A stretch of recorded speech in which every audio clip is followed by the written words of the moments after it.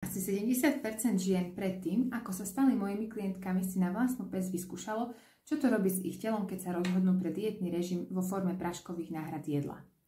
Totiž tieto prášky, ktoré sa pridávajú do vody alebo do mlieka, sa tvária ako plnohodnotná náhrada stravy, no v konečnom dôsledku sú nebezpečnou cestou. A ja vám hneď vysvetlím prečo. Poprvé, ak si zvolíte prášky namiesto skutočného jedla, zrazu začnete príjmať extrémne málo kalórií, čo má za následok, že šokujete svoje telo.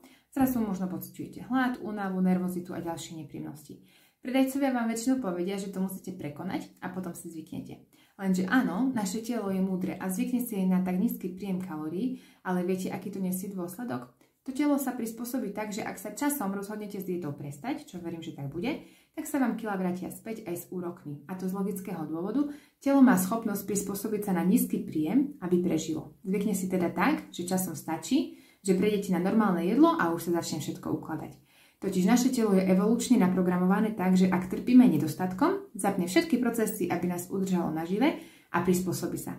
Ak ale máme prebytok energie, tak si všetko začne ukladať na horšie časy. Druhý dôvod, prečo to neodporúčam ja, je ten, že touto stravou trpí náš traviaci trakt. Ten je nastavený od prírody tak, že človek príjma potravu celistvú, ktorú rozžuje slinami a zubami. Jedlo, ktoré takto rozžujeme, sa šťastie vstrebe v podobe živín už v tenkom čreve a zvyšok putuje do hrubého čreva. A tam sa táto nestravená časť správa ako potrava pre mikroorganizmy, ktoré osídľujú naše črevo.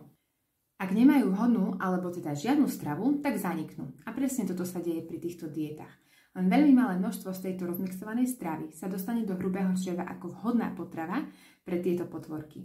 Dôsledok je ten, že čím dlhšie sme na takejto strave, tým viac oslabujeme činnosť čriev a privádzame si problémy s imunitou, trávením a oslabením črevnej bariéry. Preto, ak zvažujete, ako sa dostať k zdravému telu, možno odbúrať nejakú nadváhu, nesiahajte po týchto náhradách, ale radšej upravte stravu, pohyb, stres a spánok tak, aby ste z toho profitovali na všetkých frontoch.